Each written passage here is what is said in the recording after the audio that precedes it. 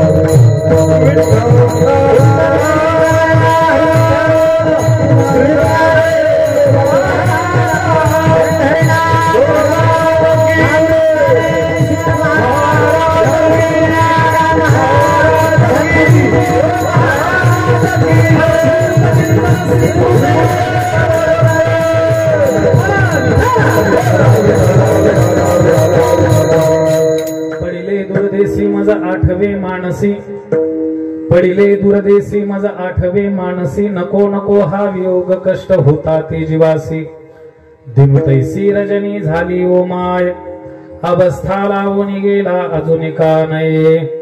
प्रस्तुत प्राप्त प्रसंगी तुम्हा ज्ञानवृद्ध वैवृद्ध सज्जन भाविकांच्या सेवेकरता निवडलेला अभंग त्या भगवान परमात्म्याच्या सेवेकरता निवडलेला अभंग की ज्या भगवान परमात्म्याची या जगावरती करतो अन्यथा करतो अशी शक्ती आहे। भगवान परमात्मा आपल्या शक्तीचं वर्णन करत असताना श्रीमद भगवद गीतेमध्ये सांगतोय, मीही नेहमी सांगत असतो, गतिर्भर्ता प्रभू साक्षी निवास शरणम सुरत प्रभुव प्रलय स्थानम निधानम बीजम अव्ययम मी बोलविल्या वेदो बोले मी चालविल्या सूर्य चाले मी हलविल्या प्राणु हले जो जगाते चाडिता पर्वते वैसकान संडावी समुद्रे रेखान ओलांडावी या सर्वस्व भूते वहावी ही आज्ञा माझी वृक्षाची पाने हली ज्याची सत्ता राहिली अहंता मग कोठे ऐसा तो समर्थ ब्रह्मांडाचा धनी वर्म हे जाणून शरणालो पावनती भासती पंचानना समान तया श्रोत्याची आचरणी जाण साष्टांग नमन करीत असो मज दिसत असे परम विख्यातो तो जाण ब्रह्मयाचा सुतो नारद जाण नाम तितिक्षु तयाची आचरणी नमनगा आता गान गंधर्व देवता कोकिळ कंठस्वरा राका जी कीर्तनी वैवासित लोका तयाची आचरणी नमनगा पांडुरंगा करू प्रथम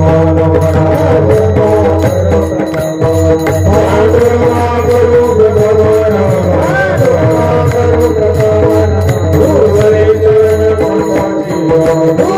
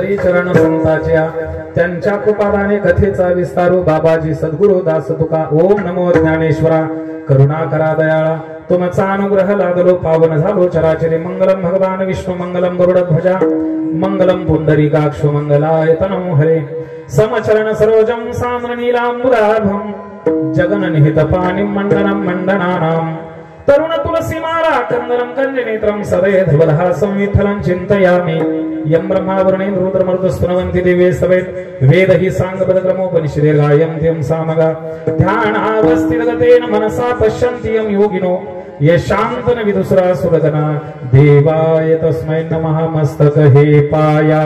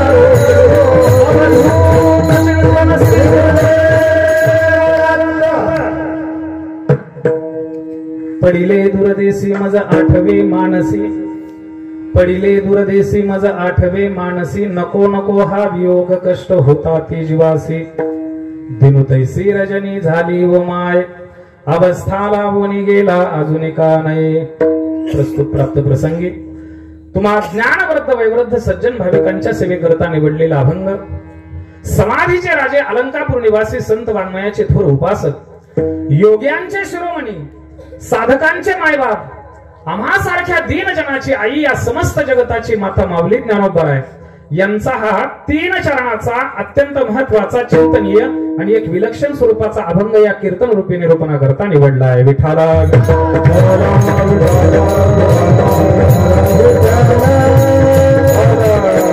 आज अभंग चिंतना करता का निवडला मुख्यतः कारण तुमच्या लक्षात आलं असेल बरं काय का पहिला अभंग आपण घेतला होता संतांच्या संगतीचं महत्व प्रतिपादन करणारा आणि त्या निमित्ताने या विश्वामध्ये भगवान परमात्म्याच्या गीतेवरती जेवढं म्हणून काही वाङ्मय या संतांनी निर्माण केलं त्या वाङ्मयाचा आढावा मला त्या माध्यमातून अभंगातून घ्यायचा होता बरं का पण हा अभंग चिंतना करता का निवडला कारण मला माहिती हा अभंग कोणीच घेणार नाही म्हणून विठाला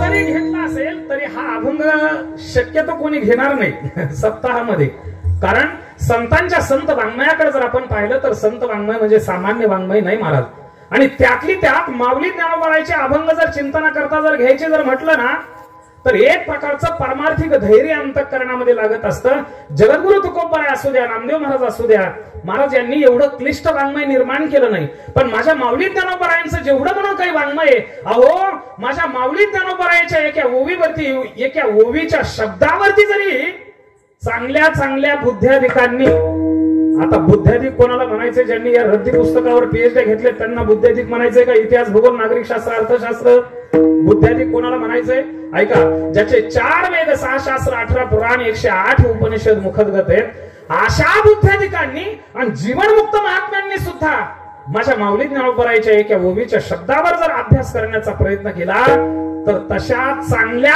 चांगल्या बुद्ध्याधिकांच्या सुद्धा बुद्धीला भोक्षे पाडणार भोक्षे हा माझा शब्द नाही बरं का माऊली ज्ञानोबराय बोलतात, पडता जाता भोक्षे बुद्ध्याधिकांचे, चांगल्या चांगल्या बुद्ध्याधिकांच्या बुद्धीला भोक्षे पाडणारं गहन संतांचं संत वाङ्मय म्हणून अतिशय क्लिष्ट स्वरूपामधील हा अभंग चिंतना करता निवडला आहे. विठाला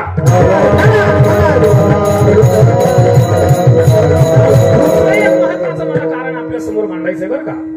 या अभंगाच्या माध्यमातून श्री शक्तीचा खऱ्या अर्थाने गौरव या अभंगाच्या माध्यमातून मला करायचा आहे. अधिकची संख्या तशी माता माऊल्यांची या कीर्तनामध्ये जरी नसेल आज बरं का, पण बहुतांशी कीर्तनामध्ये बहुतांशी सप्ताहामध्ये महिला मंडळीची अधिकची काय असते महाराज, सुंदर प्रकारची उपस्थिती असते बरं का. म्हणून स्त्री शक्ती काय करू शकते आपल्या जीवनामध्ये, अलौकिक प्रकारचं सामर्थ्य तिच्या जीवनामध्ये, तिच्या शक्तीमध्ये काय असतं, ती शक्ती मला या अभंगाच्या माध्यमातून सहज आठवलं म्हणून मांडण्याचा मी खऱ्या अर्थाने प्रयत्न करेल. विठाला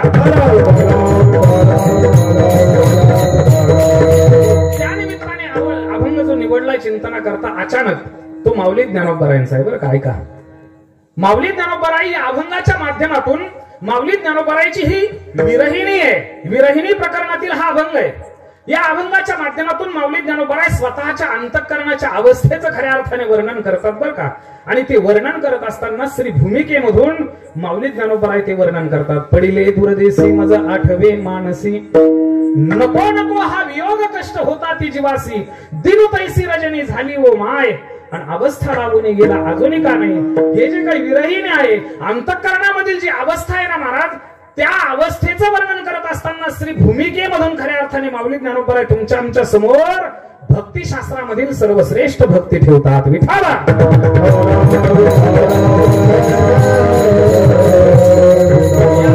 चिंतन करण्यापूर्वी अल्पसा परिहार देणं अगत्याचा असतो.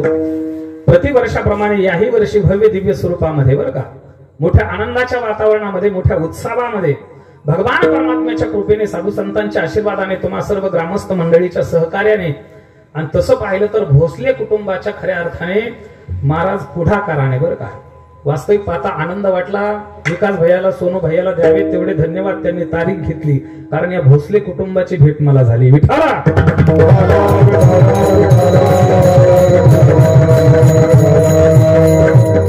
सुंदर प्रकारच्या आनंदाच्या वातावरणामध्ये संख्येने जरी कमी असाल बरं का, पण तरी सुद्धा चांगला ऐकणारे श्रोते माझ्या समोर बसलेले आहेत. आणि दुसरी गोष्ट, अंतःकरणपूर्वक खऱ्या अर्थाने परमार्थ करणारी माणसं माझ्या समोर बसलेली आहेत, त्यामध्ये मला आनंद वाटतो. विठाला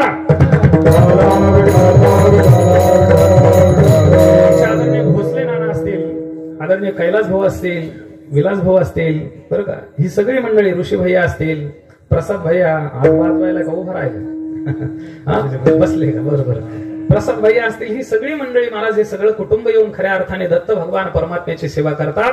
आणि म्हणून त्या भगवान दत्तात्रयाच्या जन्म उत्सवाच्या निमित्ताने चालत असलेला हा आपला अखंड आहे नाम सप्ताह, आणि या सप्ताहामध्ये माझ्याकडे आलेली ही कीर्तनाची सेवा. विठाला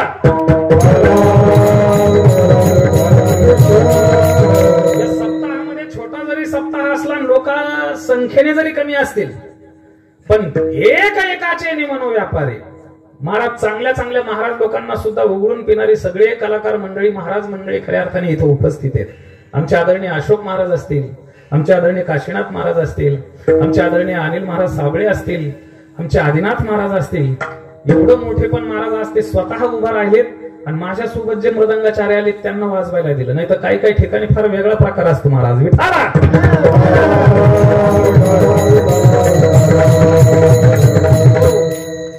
सोडत नाही बरं का, पक्वाचं सोडत नाही. त्याला असं वाटतं नेमकं काय वाटतं काय माहिती त्याच्या जीवाला, पक्वा सोडायची इच्छा होत नाही महाराज. दुसऱ्याला मोठेपण देण्याची खऱ्या अर्थाने अंतःकरणातून खऱ्या अर्थाने इच्छा निर्माण होत नाही, पण अतिशय सुंदर प्रकारचा परमार्थ ते करतात. आदिनाथ महाराज इथे उपस्थित आहेत. माझे परम मित्र असणारे, माझ्यावर जीवापाड प्रेम करणारे आमचे श्री हरिभक्तीपरायण महालकर महाराज बरं का, त्यांच्या संस्थेतील सगळी ही विद्यार्थी वृंद इथं उपस्थित आहेत. आदरणीय पेटी मास्तर बाबा सुद्धा इथं खऱ्या अर्थाने पेटीची साथ करण्याकरता इथं उपस्थित आहेत. तुमच्यासारखे चांगले महाराज, स्वच्छ बरं का ऐकणारे आणि प्रसन्न मुद्रेने माझ्याकडे पाहणारे. नाही तर काही काही महाराज कीर्तनामध्ये, काही काही सप्ताहामध्ये काय सांगावं तुम्हाला, तिथं गेल्याच्या नंतर सगळ्या जगाचं दुःख फक्त त्याच्या डोक्यावर येऊन पडलंय असे चेहरे करून बघत आहेत बरं का. तसं बघितलं की काय सांगावं काय नाही, नेमकं काहीच सुचत नाही. विठाला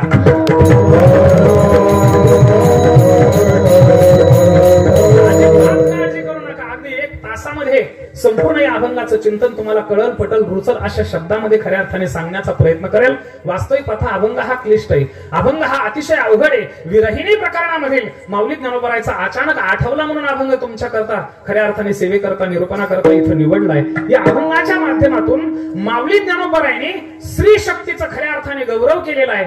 आणि स्त्रीच्या अंतःकरणामध्ये जर भक्तीचा उदय झाला आणि स्त्रीने जर भगवान प्राप्तीच्या इच्छेने जर पाऊल टाकलं तर स्त्री आपल्या जीवनामध्ये कुठपर्यंत भक्ती पंथापर्यंत पोहोचू शकते त्याचा अंदाज या अभंगाच्या माध्यमातून घेतलाय. भक्ती शास्त्रामधील सर्वश्रेष्ठ भक्ती तुमच्या आमच्या समोर ठेवली बरं का.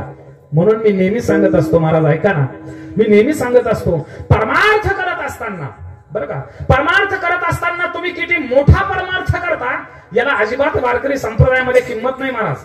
तुम्ही त्या भगवान परमात्म्यावर काय ववाळून टाकलं, किती तुम्ही तिथं धनधान्य समृद्धी नेऊन टाकली, नवे नवे तुम्ही किती मोठ्यापणाने खऱ्या अर्थाने परमार्थ करता, किती किती ठिकाणी अंगावरती गंध लावता, याला काहीही देणं घेणं नाही महाराज बरं का. त्याला काही देणं घेणं नाही त्याचं. 17 ठिकाणी जरी गंध लावला, सगळ्या अंगाचं जरी पंढरपूर केलं, ऐका ना, आणि अंतःकरणामध्ये जर भक्तिशास्त्रामध्ये प्रेम जर नसेल, अंतःकरणामध्ये जर अवस्था तुमच्या नसेल तर महाराज ती भगवान परमात्म्याची केलेली भक्ती ठरत नाही, तो भगवान परमात्म्याशी केलेला व्यभिचार ठरतो महाराज. मी बोलत नाही, माऊली स्वतः बोलतात. काय माऊली स्वतः बोलतात, ऐका, देवापासी नाही भाव, भक्ती वरी वरी भाव, आणि समर्पिला जीवन आहे तो हा व्यभिचार. म्हणून परमार्थ करत असताना छोटा परमार्थ करावा बरं का. नाही तर काही काहीला काय सांगा महाराज, उपास तापास धरून आमच्या माता मावल्याने शरीर खराब करून घेतलेत महाराज. व्रतवैकल्याधिक साधन करतात, कोणी जपतप अनुष्ठानाधिक कर्म करतात, कोणी पृथ्वी पर्यटन करतय, ऐका, कोणी भ्रमंती करतय, कोणी वाऱ्या करतय. नाही ते क्लिष्ट साधन करायला महाराज काय करतात, समोर येतात. कोणी ज्ञान मार्गाच्या माध्यमातून ईश्वर प्राप्तीच्या इच्छेने तिथपर्यंत जाण्याचा प्रयत्न करतय, ऐका, कोणी कर्म मार्गाच्या माध्यमातून त्या भगवान परमात्म्याच्या प्राप्तीच्या इच्छेने महाराज साधना करतात बरं का. अरे कर्म तुम्हाला महाराज फक्त अंतःकरणाच्या शुद्धीपर्यंत घेऊन जाईल, ईश्वराची प्राप्ती करून देऊ शकणार नाही. ज्ञान तुम्हाला मोक्षापर्यंत घेऊन जाईल, पण तुम्हाला भगवान परमात्म्याचं प्रेम प्राप्त नाही करून देऊ शकत. ऐका ना, तुम्हाला योग हा फक्त निर्विकल्प समाधीपर्यंत घेऊन जाईल, पण भगवान परमात्म्याचं खरं प्रेम नाही प्राप्त करून देऊ शकत. म्हणून तुमच्या आमच्या जीवनामध्ये परमार्थामध्ये अवस्था निर्माण जर झाली नाही ना, तर महाराज तो भगवान परमात्म्याशी केलेला व्यभिचार ठरतो बरं का. कशासारखी अवस्था पाहिजे महाराज, ऐका, बघा त्या गोपिकेंचा भाव मी तुम्हाला सांगितलं. स्त्री जीवनामध्ये काय करू शकते, ऐका, स्त्री शक्तीचा खऱ्या अर्थाने गौरव या कीर्तनाच्या माध्यमातून तास अर्धा तासभर मला करायचा आहे. ऐका, त्या गवळणीकडे जर आपण पाहिलं तर गवळणी ह्या सामान्य नव्हत्या महाराज. त्या वेदगर्भीच्या श्रुती स्वतः मूर्तिमंत वेदांच्या रुचाच गवळणीच्या स्वरूपामध्ये या मृत्यू लोकांमध्ये अवतीर्ण झालेल्या होत्या महाराज. किती प्रेम करत होत्या देवावर, आणि त्या प्रेमाचा त्या देवावर काय परिणाम होत होता सांगू का तुम्हाला. अहो, काही गवळणी दहीदूध विकण्याकरता जर मथुरेमध्ये गेल्या, महाराज त्या म्हणत नव्हत्या दही घ्या कोणी, दूध घ्या कोणी, त्या काय म्हणत होत्या तुम्हाला सांगू का, गोविंद घ्या कोणी, दामोदर घ्या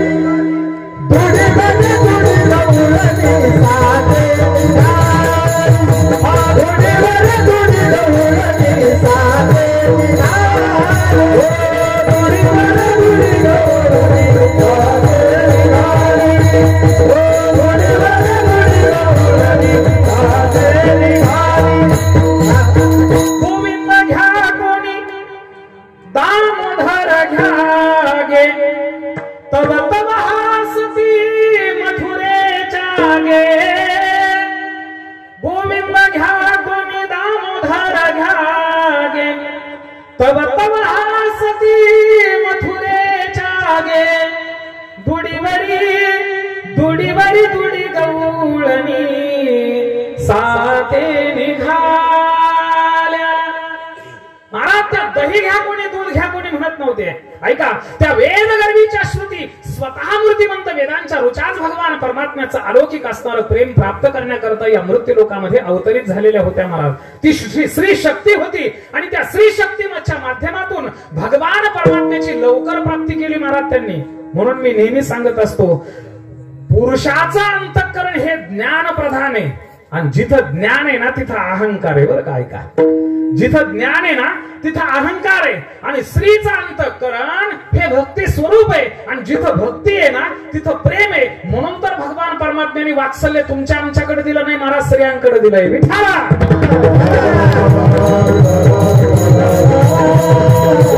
एक गोष्ट फक्त मनामध्ये आणा. ऐका, त्या देवाने जर तुमच्या आमच्याकडे वात्सल्य दिलं असतं, तुम्हाला आम्हाला जर लेकरं झाले असते तर मला सांगा, ते लेकर आपण जिवंत ठेवले असते का?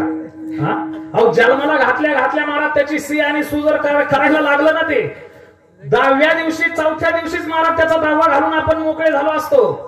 ते वात्सल्य का स्त्रियांकडे दिलंय त्याच्या पाठीमागचं कारण तुम्हाला सांगतो. स्त्री अंतःकरण हे भक्ती स्वरूप असतं, ते प्रेम स्वरूप असतं. म्हणून स्त्रियांनी जर ठरवलं ना, ऐका ना, स्त्रियांनी जर ठरवलं तर पुरुषाच्या सुद्धा अगोदर भगवान परमात्म्याची लवकर प्राप्ती करू शकतात. महाराज विठाला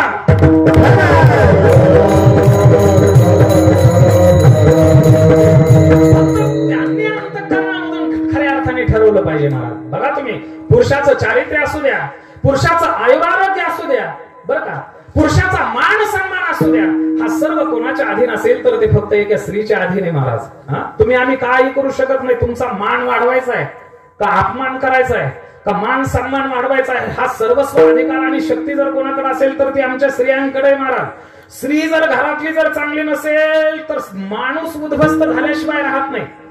एखाद्या सक्सेस माणसाच्या, ऐका ना बरं का, एखाद्या सक्सेस माणसाच्या पाठीमागे स्त्री असते आणि एखादा जर समजा बरबाद झाला तर त्याच्या मागे काय हडळ असते का महाराज? त्याच्या मागे सुद्धा स्त्रीच असते. विठाला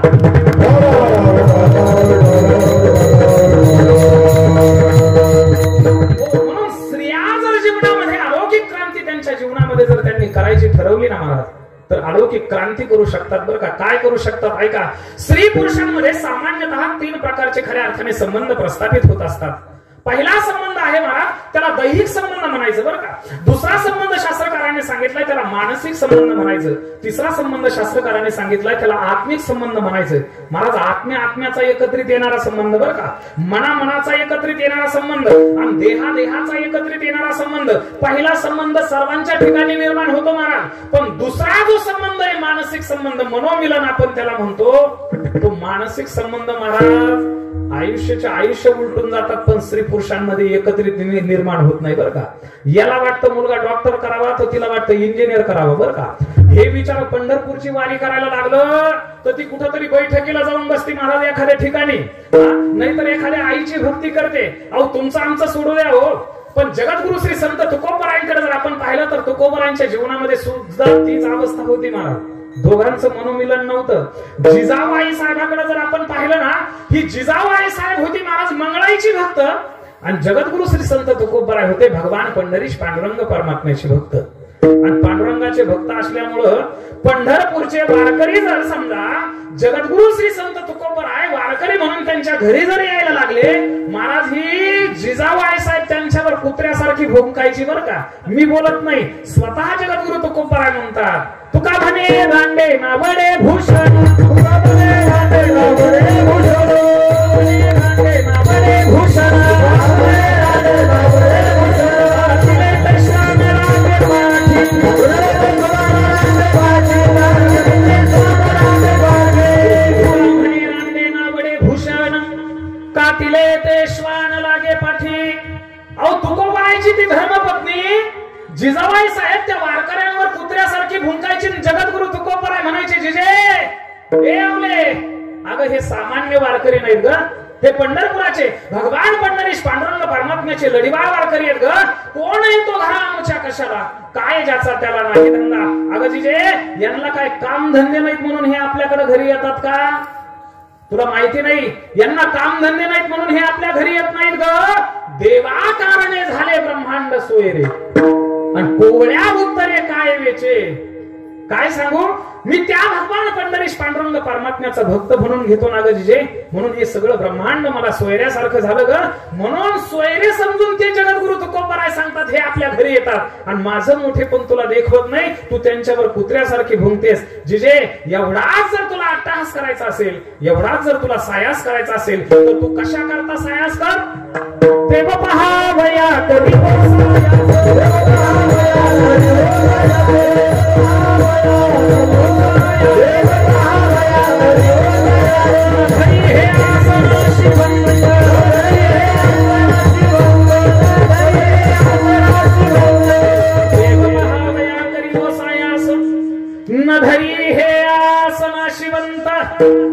तुला जर सायासच करायचे झाले ना जिजे, तू एक काम कर ना, देवाला पाहण्याकरता खऱ्या अर्थाने तू तुझ्या जीवनामध्ये सायास कर, कष्ट कर, परमार्थ कर. असा उपदेश महाराज जगद्गुरु श्री संत तुकोबरायांनी आपल्या धर्मपत्नीला देखील केलाय महाराज. अहो जगद्गुरु तुकोबराय म्हणजे सामान्य संत नव्हते महाराज. का त्यांना उपदेश करावा वाटला त्याच्या पाठीमागचं कारण तुम्हाला सांगतो. माझ्या जगद्गुरु श्री संत तुकोबरायांनी सृष्टी समष्टी करता आणि जगत कल्याणाकरता आपले 4-5 अवतार खर्ची घातलेले होते महाराज. बरं का, कुठले कुठले अवतार खर्ची घातलेले होते. पहिल्या अवतारामध्ये जगद्गुरु श्री संत तुकोबराय या मृत्यू लोकामध्ये अवतीर्ण झाले भक्त प्रल्हादाच्या स्वरूपामध्ये. त्याही अवतारामध्ये भगवान परमात्म्याची अनन्य भक्ती केली महाराज आणि भगवान परमात्म्याच्या नाम साधनेचा पाया खऱ्या अर्थाने रोवला. दुसऱ्या अवतारामध्ये जगद्गुरु श्री संत तुकोबराय भक्तराज अंगदाच्या स्वरूपामध्ये या मृत्यू लोकामध्ये अवतीर्ण झाले. त्याही अवतारामध्ये भगवान परमात्म्याकडे कुठल्याही प्रकारची मागणी न ठेवता खऱ्या अर्थाने भक्ती केली महाराज. तेच जगद्गुरु श्री संत तुकोबराय तिसऱ्या अवतारामध्ये द्वापार युगामध्ये भक्तराज उद्धवाच्या स्वरूपामध्ये आले. त्याही अवतारामध्ये अग्नित भक्ती केली. पुन्हा परत कलियुगामध्ये तेच मूर्तिमंत जगद्गुरु श्री संत तुकोबराय भक्तराज नामदेव महाराजांच्या स्वरूपामध्ये या मृत्यू लोकामध्ये अवतीर्ण झाले महाराज. त्याही अवतारामध्ये भगवान पंढरीश पांडुरंग परमात्म्याचे लढीवाळ भक्त म्हणून खऱ्या अर्थाने त्याच्या सहवासामध्ये राहिले. त्याच्या सहवासामध्ये नांदले महाराज. ऐका, त्याची अनन्य भक्ती केली पण काही मागणी महाराज अपेक्षा त्याच्याजवळ ठेवली नाही. आणि तेच नामदेव महाराज जगद्गुरु तुका अवतार नामयाचा आणि संप्रदाय सगळ्यांचा तेच नामदेव महाराज पुढं जगद्गुरु श्री संत तुकोबरायच्या स्वरूपामध्ये या मृत्यू लोकामध्ये अवतीर्ण झाले महाराज. अरे त्या जगद्गुरु श्री संत तुकोबरायांनी पंचम वेद असणारी श्री गाथा निर्माण केली. वेदाचं सार श्री गाथेमध्ये आणलं. एक सांगू का, अरे जगद्गुरु श्री संत तुकोबरायांनी जी गाथा निर्माण केली ती गाथाच तुमचं आमचं कल्याण करते. यामध्ये मोठं नवल नाही महाराज. ऐका ना, यामध्ये मी कधीच मोठं नवल मानत नाही. जगद्गुरु श्री संत तुकोबरायचा देहच एवढा पवित्र होता. त्या जगद्गुरु श्री संत तुकोबरायच्या देहाचा स्पर्श जरी झाला तरी सुद्धा मनामध्ये तर परिवर्तन होतच होतं. पण ऐका ना, शरीरामध्ये सुद्धा परिवर्तन करण्याची ताकद जगद्गुरु तुकोबरायच्या देहामध्ये होती. विठाला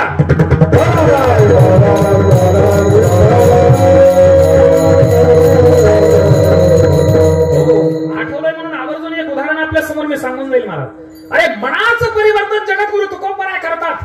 यामध्ये मोठं नवल नाही महाराज. ऐका ना, कायेचं नाम शरीराचं सुद्धा परिवर्तन करण्याची ताकद फक्त तुकोबरायच्या शरीरामध्ये होती. जगद्गुरु श्री संत तुकोबरायच्या समकालीन एक संत होऊन गेले महाराज, एक कवी होऊन गेले. त्यांचं नाव ब्रह्मे होतं बरं का. मोठं सुंदर प्रकारचं काव्य रचना त्यांनी केलेली होती. त्यांचा काव्य संग्रह त्या काळामध्ये प्रसिद्ध झालेला होता आणि लोक आवडीने त्यांच्या कविता वाचत होते. एवढे मोठे महाकवी होते महाराज ब्रह्मे नावाचे बरं का.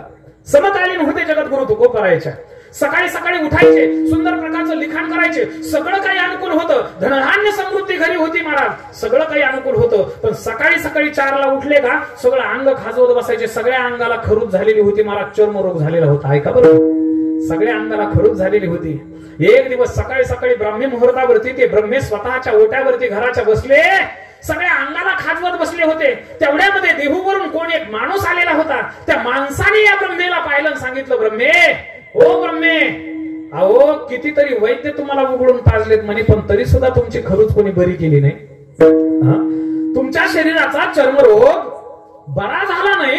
संपूर्ण शरीरावर अशी एकही जागा राहिली नाही की तिथं तुम्हाला चर्मरोग झालेला नाही म्हणे. एक काम करा ना, देहूला कोण एक तुकोबा नावाचा संत आहे, त्या तुकोबाची भेट घेऊन या ना. झालं तर झालं म्हणे तुमचा हा चर्मरोग बरा. हा झाली तर झाली ही बरी खरंच तुमची. एक काम करा ना, जगद्गुरु तुकोबारायांकडे जा ना. मला त्या ब्रह्मेला वाटलं मी एवढा मोठा महाकवी, माझा काव्य संग्रह प्रकाशित झाला या मृत्यूलोकामध्ये, आवडीने लोक वाचतात ते सगळे जगभर भारतभर. हा आणि कोण तो तुकोबा नावाचा संत, कोण अभंग लिहिणारा, आणि हा म्हणतोय मला त्या तुकोबाची भेट घ्या आणि तुमचा चर्मरोग बरा होईल. पण महाराज रोग्याला जर समजा एखादा औषध जर एखाद्याने सांगितलं ना, बर का, त्याला जर सांगितलं की एवढा रोगर जर डबा भरून जर तू प्याला तर तुझा रोग केल्याशिवाय राहणार नाही. महाराज ते रोगी ते रोगर सुद्धा पिल्याशिवाय राहत नाही. विठाला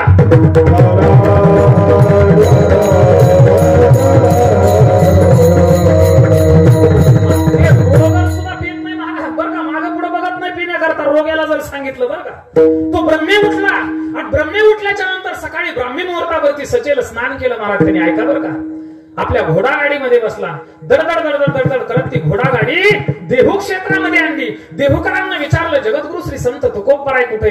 देहूकरांनी सांगितलं महाराज 3 पत्ते सांगितले बरं का. एक तर घोराड्या डोंगरावरती तिकडे शोध म्हणे बरं का, भामचंद्र डोंगरावर जा, नाही तर भंडाऱ्या डोंगरावर जा. महाराज या 3ही डोंगरावरती ब्रह्मे गेलं. तिथं जगद्गुरु श्री संत तुकोबरायला शोधलं महाराज. कुठेही जगद्गुरु तुकोबराय तिथं भेटले नाहीत. पुन्हा परत ते देहूमध्ये आलं. देहूकरांना विचारलं का हो जगद्गुरु तुकोबराय तर त्या 3ही ठिकाणी नाहीत, 3ही डोंगरावर नाहीत, चौथा एखादा पत्ता आहे का तुमच्याकडे? त्यावेळेस देहूकरांनी सांगितलं कधी कधी जगद्गुरु तुकोबराय हे कीर्तन करण्याकरता त्यांच्या सासरवाडीला पुण्यामध्ये लोहगावला जात असतात म्हणे. एक काम कर, त्या लोहगावला तुकोबराय आहेत का तिकडे बघून ये. महाराज पुन्हा परत तो आपल्या घोडागाडीमध्ये बसला. दडदड दडदड दडदड करत ती घोडागाडी लोहगाव मध्ये आणली. आज जशी हरिदिनी एकादशी महाराज पवित्र दिवस आहे बरं का, आज जशी एकादशी आहे पवित्र दिवस आहे, गीता जयंती सुद्धा मला वाटतं आज आहे बरं का. आणि असाच पवित्र दिवस होता, हरिदिनी होती. आणि हरिदिनीच्या निमित्ताने जगद्गुरु श्री संत तुकोबरायचं हरिकीर्तन श्री विठ्ठल मंदिरामध्ये सुरू होतं. आणि विठ्ठल मंदिरामध्ये ज्या वेळेस जगद्गुरु तुकोबराय कीर्तनाला उभे राहिले होते महाराज, हातामध्ये चिपळ्या घेतलेल्या होत्या, गळ्यामध्ये विणा घेतलेली होती, समोर श्रोते समोर चांगला ऐकणारे बसलेले होते. आणि एवढं तल्लीन होऊन जगद्गुरु तुकोबरायांनी महाराज कीर्तन करायला सुरुवात केली बरं का, नाचून कीर्तन करायला सुरुवात केली. हा ब्रह्मे भर कीर्तनामध्ये माणसं तुडवतच खाली येऊन बसला. आणि खाली येऊन बसल्याच्या नंतर तुकोबरायांनी डोळे बंद केलेले होते महाराज. हातामध्ये चिपळ्या घेतलेल्या होत्या, गळ्यामध्ये विणा घेतलेली होती. विण्याच्या झंकारामध्ये जगद्गुरु तुकोबराय तल्लीन झालेले होते. आष्ट सात्विक भाव जागृत झालेले होते. ते नाचून डोलून कीर्तन करत होते. ते कसे नाचत होते आणि कसे डोलत होते त्याचं वर्णन आपल्या कवितेमध्ये या ब्रह्मेने केलंय. तो ब्रह्मे म्हणतो कर्दळी हे लावी जैसी चंडवाते आणि तैसे तुकोबाते देखील. जसं कर्दळीचं झाड एखाद्या वादळामध्ये हेलकावे खात ना, कर्दळीचं झाड माहिती ना तुम्हाला, कर्दळीचं झाड एखाद्या वादळामध्ये हेलकावे खात ना, तसं जगद्गुरु श्री संत तुकोबराय नामसंकीर्तनामध्ये तल्लीन होऊन हेलकावे खात होते महाराज कीर्तनामध्ये. तेवढ्यामध्ये भर कीर्तनामध्ये तो ब्रह्मे येऊन बसलेला होता. भर कीर्तनामध्ये तो उठला आणि जगद्गुरु तुकोबराय खाली पडतील म्हणून माझ्या जगद्गुरु तुकोबरायच्या कमरेला मिठी मारली महाराज. त्या कमरेला मिठी मारण्याचा परिणाम तुम्हाला सांगतो. माझ्या जगद्गुरु श्री संत तुकोबरायच्या स्पर्शाचा परिणाम मी तुम्हाला सांगू का? आलिंगाने संताची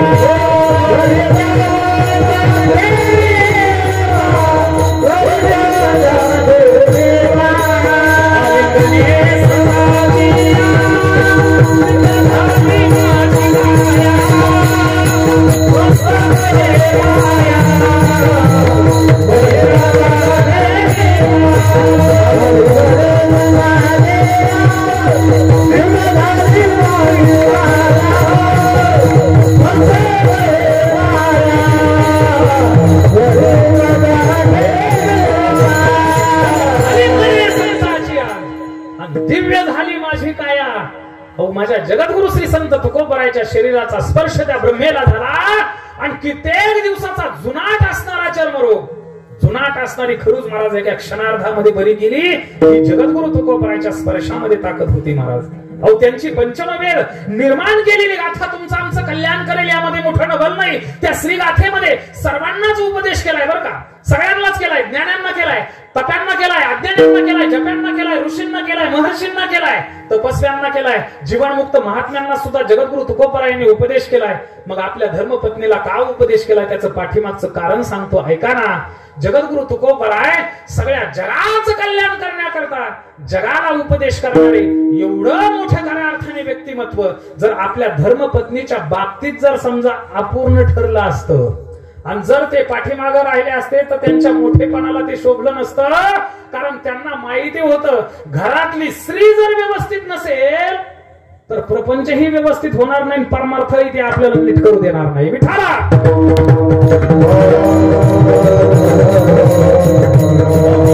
पती पत्नीमध्ये महाराज मनोमिलन निर्माण व्हायला पाहिजे बरं का. स्त्री शक्ती ही अलौकिक शक्ती आहे. जीवनामध्ये अलौकिक क्रांती करण्याचं सामर्थ्य आहे त्या स्त्री शक्तीमध्ये. ऐका ना, पुरुषाचं माकड करायचं का त्याचा देव करायचा महाराज, हा सर्वस्व अधिकार हा महिलांकडे जातो बरं का. आम्ही अमुक केलं, आम्ही तमुक केलं, मी एवढा मान सन्मान वाढवला, मी आमदार झालो, मी खासदार झालो. महाराज खासदार जरी असला पंतप्रधान जरी असला तर त्याची मान मर्यादा सन्मान ठेवण्याचं खऱ्या अर्थाने काम एक स्त्री करत असते, त्याची धर्मपत्नी करत असते. महाराज आपल्या नवऱ्याचं माकड बनवायचं का त्याला देव बनवायचं, सर्वस्व अधिकार कोणाकडे, स्त्रियांकडे आहे बरं का. बघा तुम्ही, चित्त आराधी स्त्रियेचे तेचे आणि छंदिनाचे आणि माकड गारुड्याचे तैसे होय. माकडासारखं सुद्धा उड्या मारायला लागेल तुम्हाला. आणि गोस्वामी तुलसीदासांना सुद्धा ईश्वराची प्राप्ती करून देणारी एक स्त्री शक्ती जी विठाला.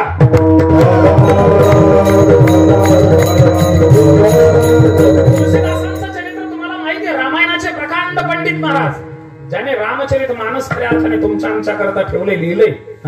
त्या गोस्वामी तुलसीदासांची आसक्ती होती स्त्रीवर, आपल्या धर्मपत्नीवरती. पण धर्मपत्नीने एकच उपदेश केला, ओ नाथ, ज्या अर्थी तुम्ही या हाडामासाच्या देहावर प्रेम करतात ना त्या अर्थी तुम्हाला प्रेम करता येतं बरं का. माणसाला प्रेम करता यावं महाराज, ऐका बरं का.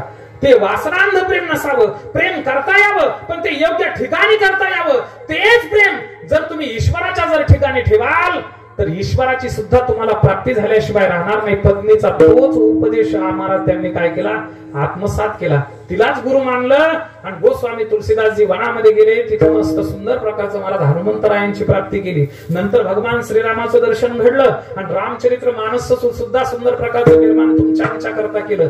कोणी केलं महाराज, कोणी केलं, फक्त एका स्त्री शक्तीने केलं. म्हणून जीवनामध्ये अलौकिक क्रांती करण्याचं सामर्थ्य एका स्त्री शक्तीमध्ये असतं महाराज.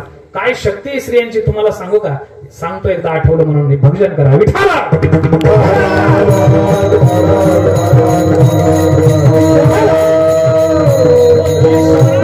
प्राप्ती करू शकते महाराज लवकर, तुमच्या आमच्या पेक्षा सुद्धा त्या लवकर ईश्वराचा परिचय प्राप्त करू शकतात बरं का. अहो त्या देवाला पायावर आणून टाकण्याचं सुद्धा सामर्थ्य एका स्त्री शक्तीमध्ये, तिच्या पातिव्रत्यामध्ये बरं का. मी विरोधाने सांगत असतो, ऐका काय झालं. तीनही देवांच्या बायका एकदा एकत्रित बसल्या. कुठं बसल्या? वैकुंठामध्ये. आणि वैकुंठामध्ये बसल्याच्या नंतर आता तीनही देवांच्या बायका, भगवान विष्णूची पत्नी असणारी कोण, लक्ष्मी आई साहेब, भगवान शिवांची धर्मपत्नी असणारी पार्वती आई साहेब आणि स्वतः भगवान ब्रह्मदेवाची पत्नी असणारी सावित्री आई साहेब महाराज त्या एका ठिकाणी बसल्या बरं का. आता तीन बायकां तीन स्त्रिया एकत्रित आल्याच्या नंतर काय उद्योग करतील म्हणून सांगता येत नाही महाराज. बघा तुम्ही, बसमध्ये जर एका सीटवर जर बसले ना दोघी जणी महाराज, गाव येईपर्यंत एक दुसरीचा सातबारा एक दुसरीच्या समोर ठेवतात महाराज. आणि पहिला आवडीचा प्रश्न असतो त्यांचा, तुला सासू आहे का? असली तर तिने असं दुःखी तोंड करायचं आणि मग सांगायचं, हो अजून आहे ती कटकट माझ्या पाठीमागे बरं का. म्हणजे एक दुसरीचा लवकर परिचय प्राप्त करत असतात स्त्रिया. तसे दोन माणसं जर एका सीटवर बसले तर खिडकीकडून जागा नाही भेटली म्हणून एक दुसऱ्याकडं असं मारक्या बायला सारखं बघत येत महाराज ते बरं का. कारण पुरुषी अंतःकरणे अहंकाराने भरलेलं आहे महाराज. तीन बायका एकत्रित आल्या आणि एकत्रित आल्याच्या नंतर काही गरज आहे का, पण उद्योग म्हणून महाराज काहीतरी चर्चा करायला लागल्या. आणि चर्चा करत असताना म्हणायला लागल्या, का ग म्हणे आपण किती भाग्यवान आहेत म्हणे. भगवान विष्णूची पत्नी लक्ष्मी आई साहेब म्हणू लागल्या, हो ना, अहो या समस्त जगताचं चलनवलन करणारा, या समस्त जगताचं पालन पोषण करणारा साक्षात भगवान विष्णू, त्या भगवान विष्णूची मी धर्मपत्नी लक्ष्मी आहे. भगवान शिवांची पत्नी सुद्धा पार्वती आई साहेब म्हणायला लागली, या समस्त जगताची संहार करण्याची ताकद ज्याच्यामध्ये, त्या भगवान शिवांची मी पत्नी आहे. किती भाग्यवान आहोत आपण. अहो सृष्टी रचयिता ब्रह्मदेव, त्या ब्रह्मदेवाची पत्नी असणारी ही सावित्री आहे म्हणे. आपण तिघी जणी भाग्यवान आहेत आणि आपल्यासारख्या महान पतिव्रता या मृत्यू लोकांमध्ये दुसऱ्या कोणीच नाहीत. कोण म्हणायला लागलं महाराज? त्या तिघी जणी म्हणायला लागल्या बरं का. देवाला सगळं सहन होतं, सगळं सहन होतं, पण तिळ भरदरी होय अभिमान, मेरू तो समान भारत मेरू तो समान भारत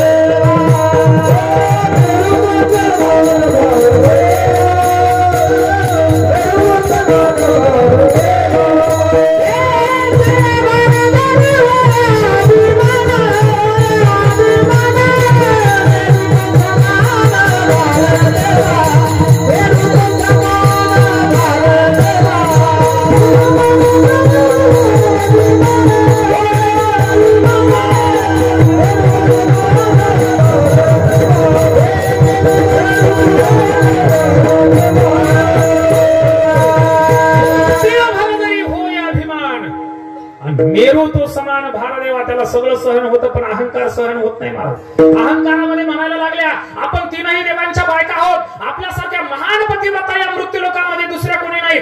आणि तेवढ्यामध्ये नारद तिथं आलं महाराज. ऐका ना, आता नारद आल्याच्या नंतर नारदाच्या समोर काही कुरापत काढायची गरज आहे का या तिघींना? तिघींमध्ये चर्चा चालली होती ना.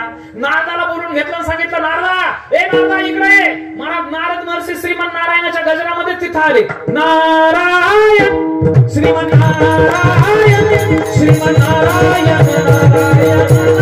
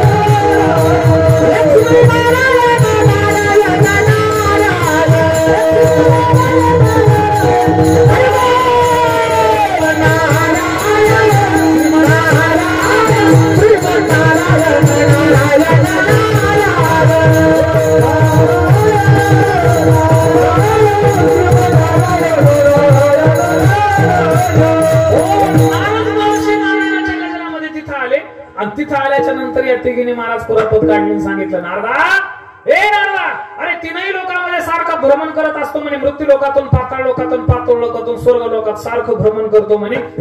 कधी काळी तू इकडं तिकडं फिरत असताना सांग, आमच्यासारख्या महान पतिव्रता तू पाहिल्यात का? आता ते नारद कशाला खरं सांगल महाराज बरं का. नारदाने हात जोडून सांगितलं माते, अहो साक्षात भगवान विष्णू, साक्षात भगवान शिवजी आणि साक्षात भगवान ब्रह्मदेव यांच्या तुम्ही धर्मपत्नी आहात. तुमच्यासारख्या कोण महान पतिव्रता असणारे? पण चालता चालता म्हणे मी मृत्यू लोकांमध्ये गेलो आणि दंडकारण्याच्या क्षेत्रामध्ये तिकडं आत्री महामुनींचा आश्रम आहे. त्या आत्रीची पत्नी अनुसया आहे ना, तिचं चांगलं नाव गाजतंय म्हणे मृत्यू लोकांमध्ये. म्हणलं महाराज, नारद म्हणलं बरं का, दिली काढी टाकून. आता आपल्यापेक्षा वरचढ माणसं काही काहीला महाराज सहन होत नाहीत बरं का. शेजाऱ्याने जर ट्रॅक्टर आणलं, स्कॉर्पिओ जर आणली, तर याच्या पोटात गोळा उठल्याशिवाय राहत नाही. अशा वृत्तीचे काही माणसं असतात. विठाला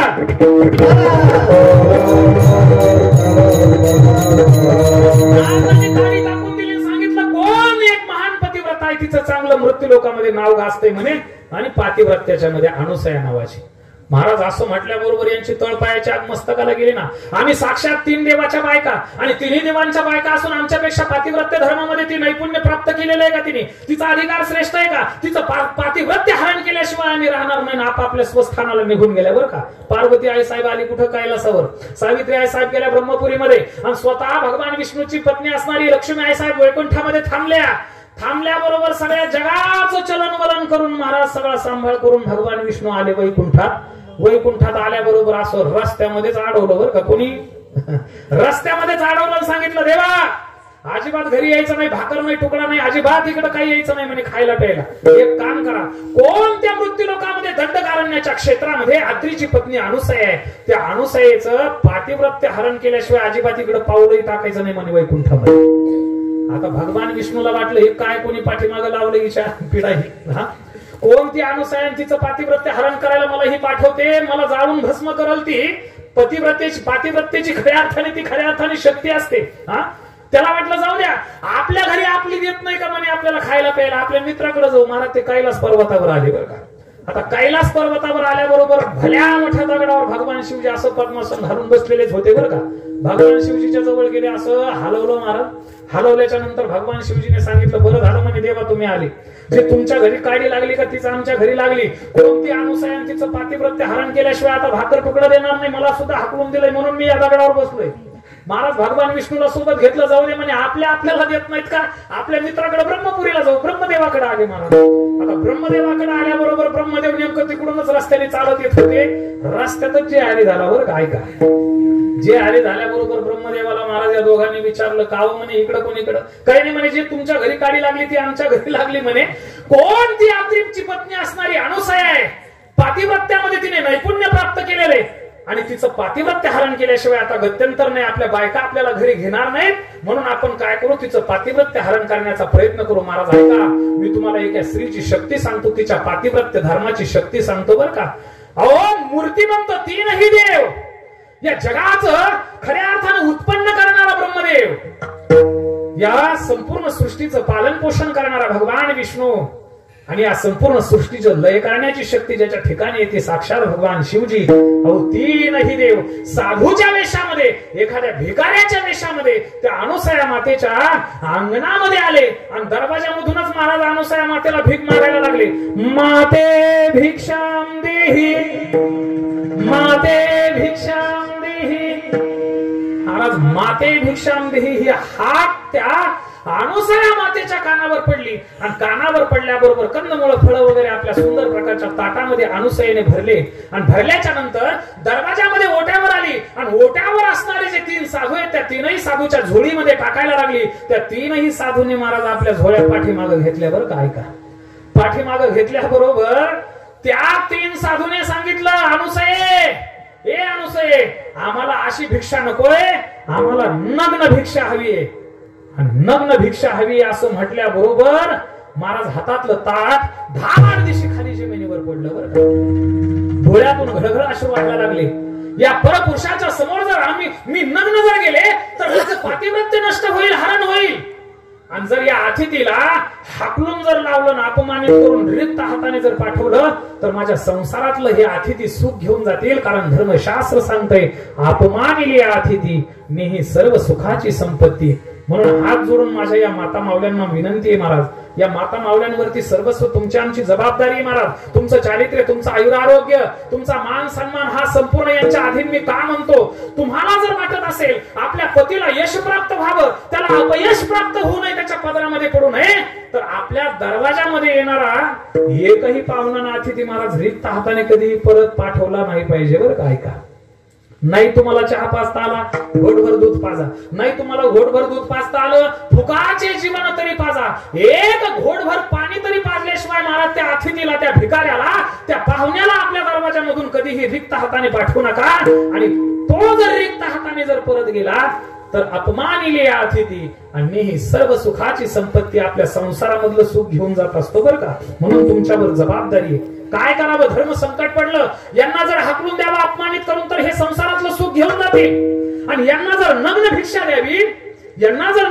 द्यावी तर माझं पातिव्रत्य धोक्यात येईल. धावत पळत आपल्या पतिराजांकडे गेली महाराज. अत्रि महामुनींना सुंदर प्रकारचा साष्टांग दंडवत घातला, आपल्या नेत्राश्रूने अभिषेक केला आणि अभिषेक केल्याच्या नंतर अत्रि महामुनींना घडलेला प्रकार सांगितला. अत्रि महामुनींनी ध्यानाच्या माध्यमातून पाहिलं आणि टाळ्या वाजून सांगितलं, अनुसया अगं तू सामान्य नाही, तुझी ताकद ही सामान्य नाही, शक्ती सामर्थ्य सामान्य नाही. अरे तुझ्या पातिव्रत्याची परीक्षा घेण्याकरता, शक्ती पाहण्याकरता साक्षात मूर्तिमंत तीनही देव भिकाऱ्याच्या वेशामध्ये, साधूच्या वेशामध्ये तुझ्या समोर भीक मागण्याकरता आलेत ग. एक काम कर ना, या कमंडलूतलं पाणी घे आणि कमंडलूतलं पाणी घेऊन अभिमंत्रित करून तीनही देवाच्या अंगावर शिंपड. आणि तीनही देवाच्या अंगावर शिंपडल्याबरोबर ते असे लहान लहान लेकरं होतील म्हणे. आणि ती लेकरं असे पटापटा उचल पाण्यामध्ये टाक आणि सुंदर प्रकारचे ते एक एक दोन दोन महिन्याचे जे लेकरं झालेले आहेत ना म्हणे, मग त्यांना तू काय कर, नग्न होऊन दुधाची खीर बनवून खाऊ घाल एक तर अतिथी ही अपमानित होऊन जाणार नाही, आणि दुसरी गोष्ट तुझं वचन सुद्धा खरं होईल, त्यांनाही तृप्त केल्याशिवाय तू राहणार नाहीस. आणि लहानपणी 1 महिन्याच्या अवस्थेमध्ये अर्भक असताना त्यांच्या ठिकाणी काम विकार उत्पन्न झालेला नसतो. त्यांच्या समोर तू नग्न गेली काय, भरजरी वस्त्र पांघरून गेली काय, त्याच्याशी काय त्यांना देणं घेणे म्हणे, तुझं पातिव्रत्य अबाधित राहील. असं म्हटल्याबरोबर कमंडलूतलं पाणी घेतलं महाराज. ऐका ना, पाणी घेतल्याबरोबर धावत पडत त्या 3ही देवांकडे आली, आणि त्या 3ही देवाच्या अंगावर अभिमंत्रित करून पाणी शिंपडलं. शिंपडल्याबरोबर असे ते 1 महिन्याची लेकरं झाले महाराज. ऐका ना, लेकरं झाले. आता पातिव्रत्य नग्न भिक्षा मागण्याकरता कोणाकडे आले होते महाराज? ते अनुसयाकडे आले होते. अनुसया मातेने 1 महिन्याची लेकरं झाल्या त्यांच्या अंगावर जे भरजरी वस्त्र होते ना, ते वस्त्र सगळे काढले ना, असे उघडे बंद केले महाराज. ऐका ना, कोणाचे वस्त्र काढले? देवाचे सुद्धा वस्त्र काढले. ही खऱ्या अर्थाने एका स्त्रीमध्ये ताकद आहे. मी तुम्हाला स्त्री शक्तीविषयी बोलतोय बरं का. ऐका, त्या 3ही देवाच्या अंगावरील सगळे कपडे उतरवले महाराज, उघडे केले, नागडे केले, सुंदर प्रकारचे नाहूदो घातले 3ही देव. चांगला दगड हातामध्ये घेतला ना, असं दगडाने घासून काढले, असे लाल बुंद शरीर केले महाराज त्यांचे, आणि पाळण्यामध्ये टाकले बरं का. मोठमोठ्याने आरडत होते काय, ओरडत होते काय. तेवढ्यामध्ये सुंदर प्रकारची दुधाची खीर बनवली नग्न अवस्थेमध्ये. या अनुसया मातेने त्या 3 जणांना सुद्धा 3ही देवांना ती दुधाची खीर भरवली महाराज.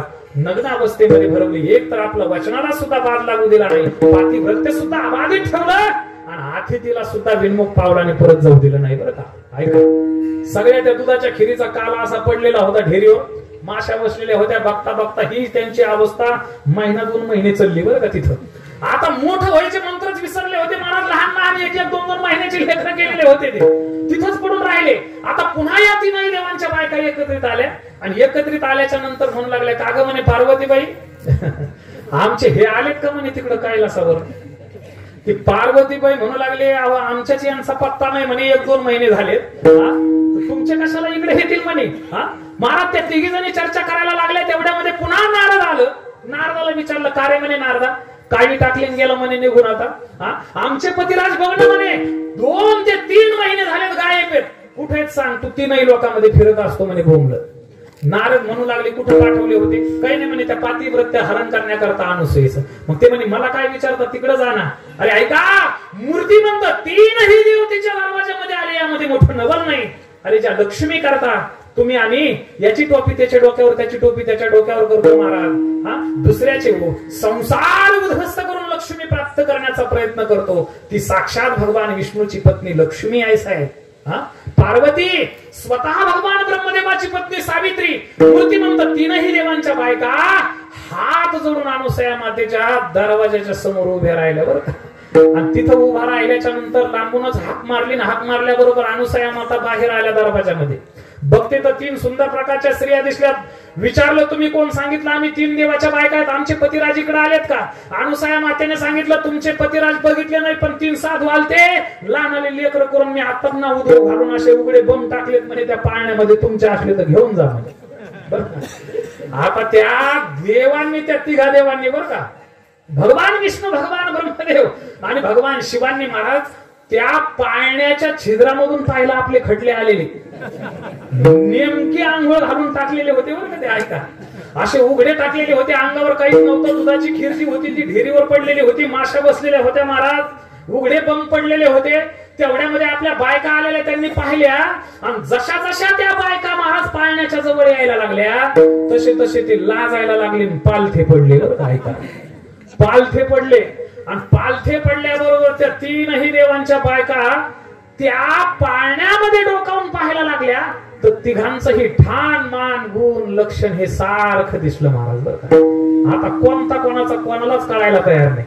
आता आपला नवरा म्हणून जर दुसरा उचलला, तर परपुरुषाला पती भावनेने स्पर्श केला म्हणून आता यांचं पातिव्रत्य धोक्यामध्ये आलं महाराज. ऐका, विठाला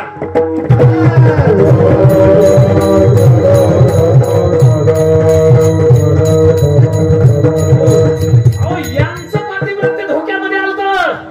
नवरा म्हणून जर दुसरा उचलला, माझ्याकडे बघा, नवरा म्हणून जर दुसरा उचलला तर ते पाप आपल्या माथ्यावर बसेल, आणि पती भावनेने परपुरुषाला स्पर्श केल्याचा खऱ्या अर्थाने काय होईल, दोष लागेल. पतिव्रता स्त्री कशाला म्हणतात ऐका ना, ती अंध जरी असेल, ती डोळ्याने काहीही जरी तिला दिसत नसेल, तर फक्त स्पर्श ज्ञानाने महाराज आपल्या पतीचा हात आहे का परपुरुषाचा हात आहे, ही जी ओळखते ना तिला म्हणायचं पतिव्रता.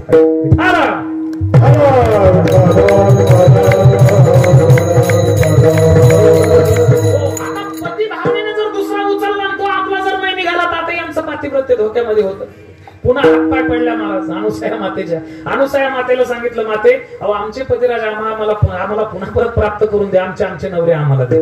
अनुसया मातेने पुन्हा परत त्या कमंडलूतलं पाणी घेतलं. महाराज मी तुम्हाला एका स्त्रीच्या शक्तीचा विचार सांगतोय ऐका.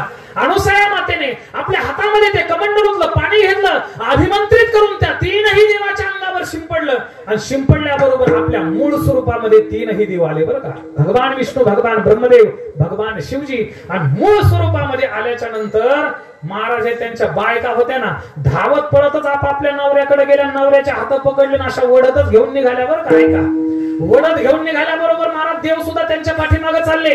अनुसया मातेने हाक मारली, सांगितलं देवा बायका बघितल्या बरोबर त्यांच्या मागे पळत निघालात का म्हणे. 2-3 महिने दुधाची खीर बनवून तुम्हाला इथं मी खाऊ घालत होते, उघडे पण पाळण्यामध्ये पडत होते आणि तो रिकामा पाळणा ठेवून आता तुम्ही त्यांच्या पाठीमागे चाललेला का बायका आल्या म्हणून पाळण्याची काहीतरी व्यवस्था करा. मी तुम्हाला स्त्रीच्या शक्तीचा अनुभव सांगतो. अहो मूर्तिमंत त्या अनुसया मातेच्या पातिव्रत्याच्या शक्ती खातर त्या तीनही देवानी एकत्रित अवतार धारण जो केला तो भगवान दत्तात्रयाचा. ब्रह्मा विष्णू आणि महेश्वर, ब्रह्मा विष्णू आणि महेश्वर सारी बसले मनाले वदरू दिसले.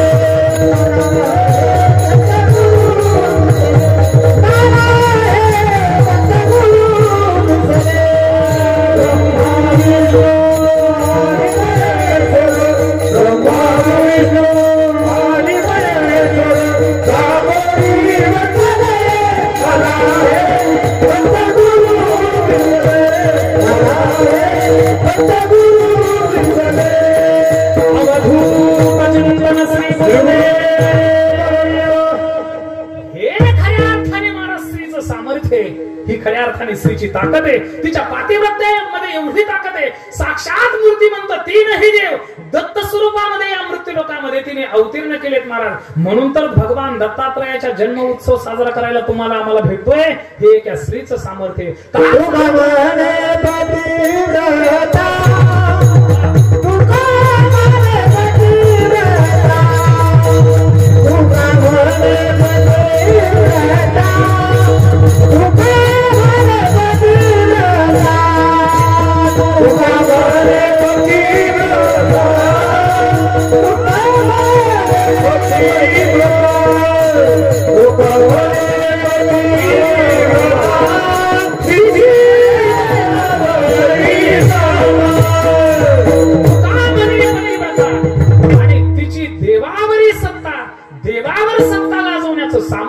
स्त्रीमध्ये का स्त्रीमध्ये कारण ती वात्सल्य स्वरूप आहे. तिच्या अंतःकरणामध्ये प्रेम आहे महाराज. ऐका ना, आणि तेच प्रेम भक्ती साम्राज्यामध्ये सर्वश्रेष्ठ भक्ती म्हणून ठरल्या जातं बरं का.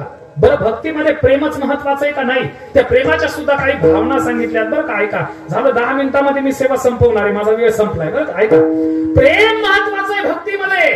प्रेम जर अंतःकरणामध्ये असेल तर तो भगवान परमात्मा निश्चित आपल्याला प्राप्त झाल्याशिवाय राहत नाही. कारण तो चराचरामध्ये प्रत्येक मातीच्या अनुरेणूमध्ये खऱ्या अर्थाने भरून उरलाय. म्हणून तर एका ठिकाणी म्हणावं लागलं महाराज, हरी व्यापक सर्व समाना, हरी व्यापक सर्व समाना,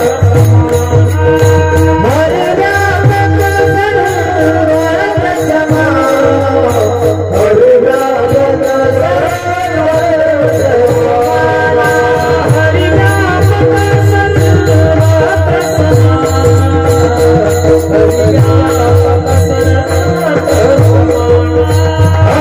हरि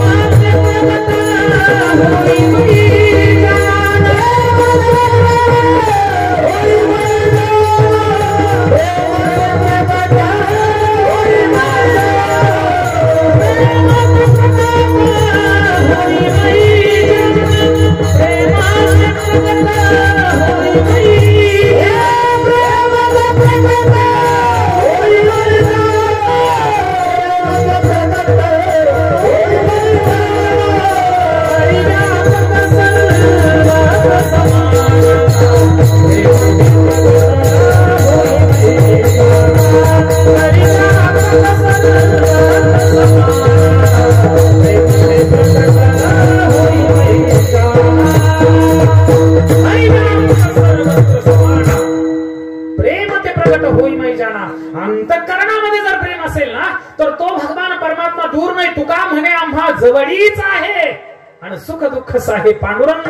जे अगं प्रेम अंतःकरणामध्ये जर भक्ती साम्राज्यामध्ये असेल तर निश्चित हरीची प्राप्ती लवकर होऊ शकते. म्हणून भक्तिशास्त्र सांगतंय महाराज प्रेम महत्वाचे आहे बरं का.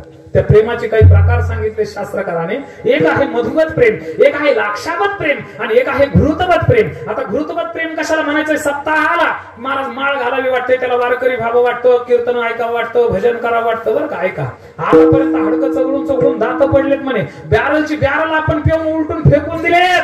आता तरी सप्ताहामध्ये एखादा महाराज पकडावा आणि त्याच्या हाताने माळ घालावी, असं जे प्रेम असतं ना त्याला घृतवत प्रेम म्हणायचं. सप्ताह एकदा झाला बरं का, काल्याची बुंदी एकदा हाणली की पुन्हा परत त्याच्या डोक्यात माळ येत नाही, काही येत नाही बरं का. पुन्हा पुढच्या वर्षीच येतं ते तोंड दाखवायला सप्ताहामध्ये. याला घृतवत प्रेम म्हणायचं. दुसरं प्रेम सांगितलंय त्याला लाक्षावत प्रेम म्हणायचं. ऐका, दुसऱ्याचं तिकडं कुपाट जरी लागली बरं का, दुसऱ्याचा संसार जरी उद्ध्वस्त झाला पण त्याच्यापासून आपल्याला सुख भेटलं पाहिजे. आपण एक मन म्हणतो ना, त्याची दाढी पेटली तरी चालेल बरं का, त्याची दाढी पेटली तरी चालेल पण आपली बिडी विजवली नाही पाहिजे. विठाला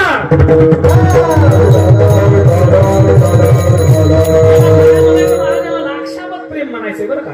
पण भक्तिशास्त्र प्रेमामधील अतिशय महत्वाचं प्रेम सांगतात, त्याला काय म्हणायचं? मधुवत प्रेम. आता मधुवत प्रेम कशाला म्हणायचंय तुम्हाला सांगू का? प्रेमास्पदाच्या ठिकाणी प्रेम उत्पन्न झाल्याच्या नंतर त्याच्या सुखामध्येच माझं सुख आहे ही जी भावना आहे, या भावनेला खऱ्या अर्थाने महाराज मधुवत प्रेम म्हणायचे बरं का. त्याच्या इच्छेनेच मी जीवन जगणार आहे, त्याला जे सुख प्राप्त होणार आहे त्याच्या सुखामध्येच माझं खऱ्या अर्थाने सुख आहे, ही जी भावना सांगितली ना भक्तिशास्त्रामध्ये, ही अतिशय महत्वाची भावना सांगितली महाराज प्रेमामधील. मी आवर्जून एक उदाहरण आपल्या समोर ठेवून जाईल. सांगा ना, या समस्त जगतामध्ये आपण कितीही उद्योगाने जर म्हटलं तर मी बंगला बांधला, मी अमुक केलं, मी तमुक केलं, मी अमुक करल, मी तमुक करल, मी पंतप्रधान होईल, मी राष्ट्रपती होईल, मी ब्रह्मदेव होईल, हे कुठपर्यंत करू शकाल महाराज? त्याची इच्छा आहे तोपर्यंत बरं का. आणि त्याची जर इच्छा जर नसेल आणि शरीरातले प्राणच जर त्याने काढून घेतले तर काय करणार आहे महाराज तुम्ही? विठाला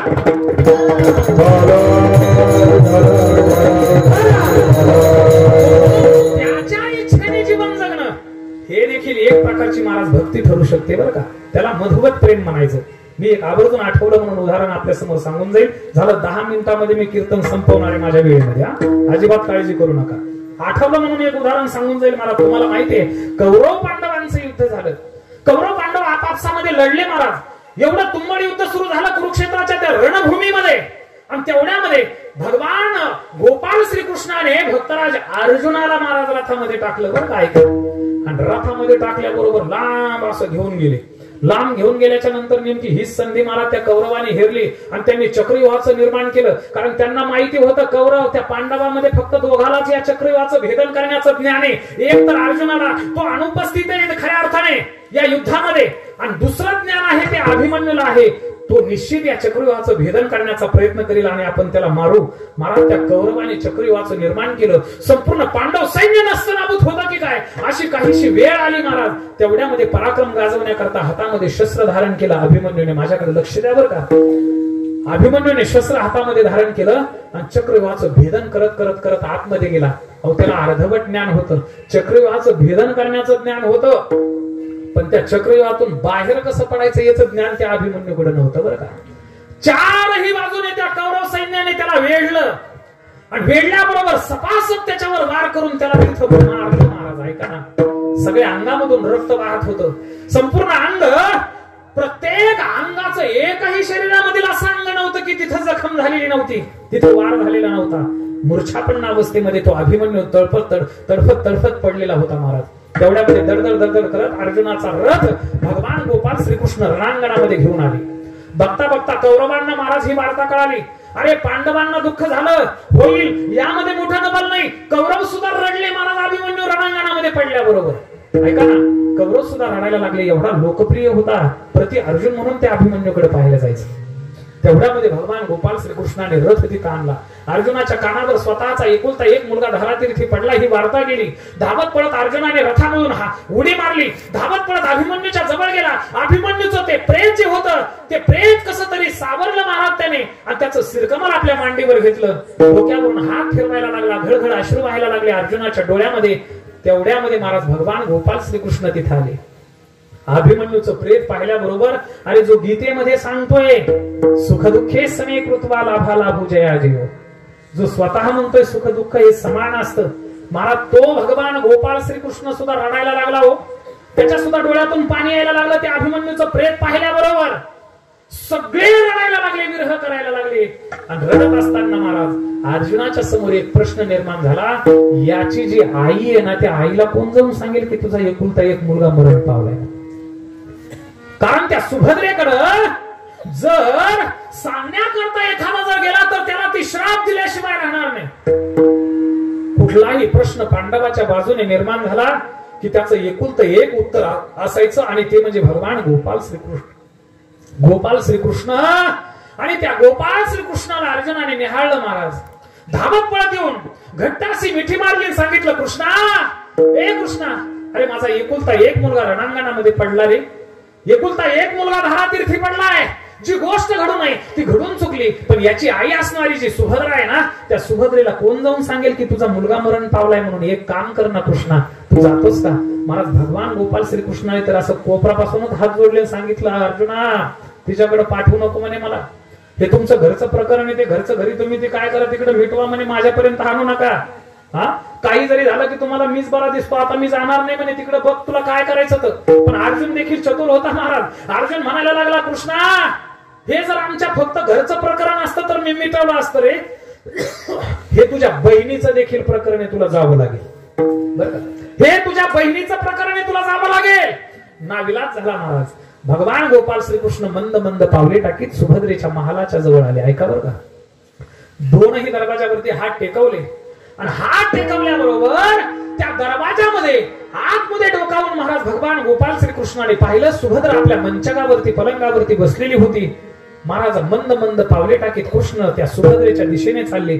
त्या भगवान गोपाल श्रीकृष्णाच्या चरणाची चाहूल सुभद्रेला लागल्याबरोबर ताड दिशे आपल्या पलंगावरून उठली, धावत पळत जाऊन कृष्णाच्या हाताला पकडलं, आपल्या पलंगावरती आपल्या शय्येवरती आणून बसवलं.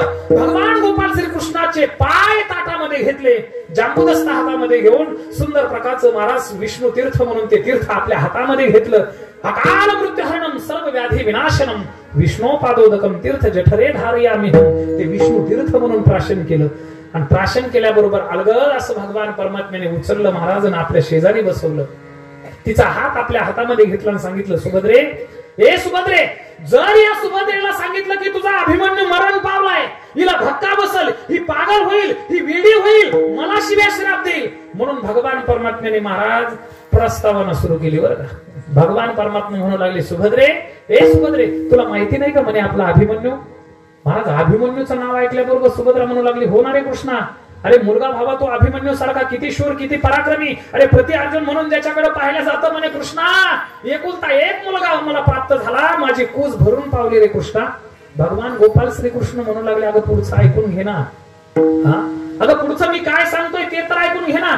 अगं आपला अभिमन्यू गेला, आता आपला अभिमन्यू गेला म्हटल्याबरोबर महाराज त्या सुभद्रेने भगवान गोपाल श्रीकृष्णाकडे पाहिलं, सांगितलं कुठे गेला म्हणे तो, युद्धाला कंटाळला का, युद्धामध्ये त्याने पाहिलं का भीष्म द्रोण प्रमुखतस सर्वेशांच महिक्षितान वाच पार्थ पश्येतान समवेतान कुरुनीती, किंवा आचार्यान मातुलान भ्रातृन पुत्रान पौत्रान सखीं सता, हे सगळे पाहिलेत का आपतेष्ट त्याने म्हणून कंटाळलाय का तो, कुठे निघून गेलाय, संन्यास घेऊन निघून गेलाय का. पण संन्यास जर घ्यायचा असेल ना कृष्णा तर आईची आणि पत्नीची परवानगी लागते ग.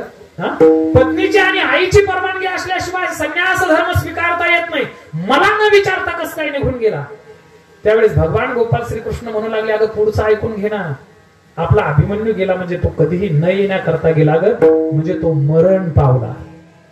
आता मरण पावला असे शब्द ऐकल्याबरोबर जसं हसत बघत होती का कृष्णाकडे, तसंच हसत मुखाने बघत राहिली बरं का. कृष्णाला वाटलं ही वेळी झाली का, हिला धक्का बसला काय.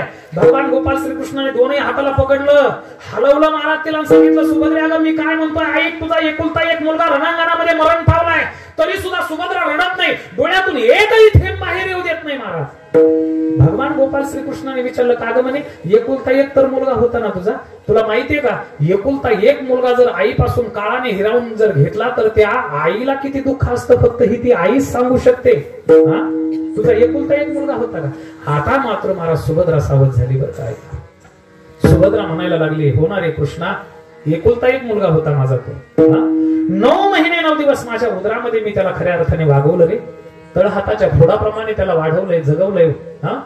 चंद्र जसा कलेने वाढतो ना, तसं कृष्णा त्याचं संगोपन मी केलं रे. लहानाचं मोठं मी त्याला केलं. त्याची जी नाळ होती ना, ती नाळ माझ्या नाभी कमळाला जोडलेली होती. कृष्णा तो एकुलता एक मुलगा होता म्हणे माझा. भगवान गोपाल श्रीकृष्णाने विचारलं, का ग म्हणे, मग तू का रडत नाहीस? त्यावेळेस सुभद्रेने जे कारण सांगितलंय ना भक्तिशास्त्रामध्ये आणि प्रेमामध्ये, ते महत्वाचं कारण आहे, ते आपल्या समोर मी मांडतोय. सुभद्रा म्हणते, मला सांग ना कृष्णा, या संपूर्ण जगताचं चलनवलन कोण करतं रे? तू तर म्हणतो ना, गतिर्भर्ता प्रभू साक्षी निवास शरणम सुरत प्रभुव प्रलय स्थानम निधानम बीजमव्ययम. मी बोलविल्या वेदू बोले, मी चालविल्या सूर्य चाले, मी हलविल्या प्राण हले, जो जगाते चालिता. अरे तुझ्या सत्तेशिवाय वृक्षाचं पान देखील हलत नाही. वृक्षाची पाने हली ज्याची सत्ता, आणि राहिली अहंता मग गोठे. ऐसा तू समर्थ ब्रह्मांडाचा धनी, आणि वर्म हे जाणून शरण आलो. तू जर या संपूर्ण ब्रह्मांडाचा धनी आहेस, तुझ्या सत्तेने चाले हे शरीर कोणाची आहे सत्ते? शरीरामध्ये प्राण ठेवायचे का बाहेर काढायचे? ही संपूर्ण सत्ता तुझी आहे ना. तू तर गीतेमध्ये म्हणतो ना, मग मला सांग, माझा अभिमन्यू धारातीर्थी रणांगणामध्ये पडावा ही कोणाची इच्छा आहे म्हणे? तुझ्या इच्छेने जर वृक्षाचं पान हलत नाही, तर माझा मुलगा मरण पावावा त्या रणांगणामध्ये ही कोणाची इच्छा? मग माझ्या एकुलत्या एका मुलाने मरणाला कवटाळून तुझी इच्छा पूर्ण केली, यामध्ये आनंद व्यक्त करू का? माझा एकुलता एक मुलगा मरण पावला म्हणून दुःख व्यक्त करू? अरे तुझी जर इच्छा असेल माझा मुलगा मरावा, तर तुझ्या इच्छेमध्येच माझी इच्छा आहे, तुझ्या सुखामध्येच माझं सुख आहे, आणि तुझ्या समाधानामध्येच खऱ्या अर्थाने माझं समाधान आहे. ही जी भक्ती आहे, ती भक्ती शास्त्रामध्ये प्रेमाची अतिशय उच्चतम खऱ्या अर्थाने भावना सांगितली. विठाला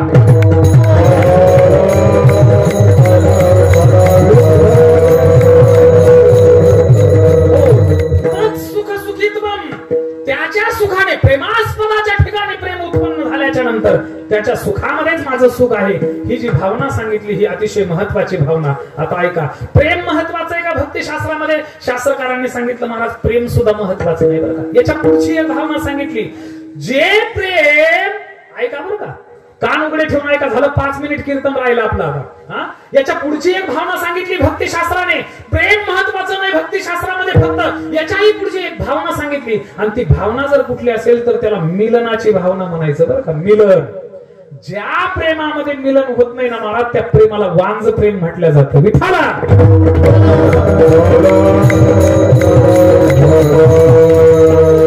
नाही तर 10वी पासून संपूर्ण कॉलेज जीवनामध्ये महाराज एक दुसऱ्यावर प्रेम केलं बरं का. कॉलेजमध्ये एक दुसऱ्यावर प्रेम केलं, आणि कॉलेज संपल्याच्या नंतर महाराज लग्न दुसऱ्यासोबतच झालं.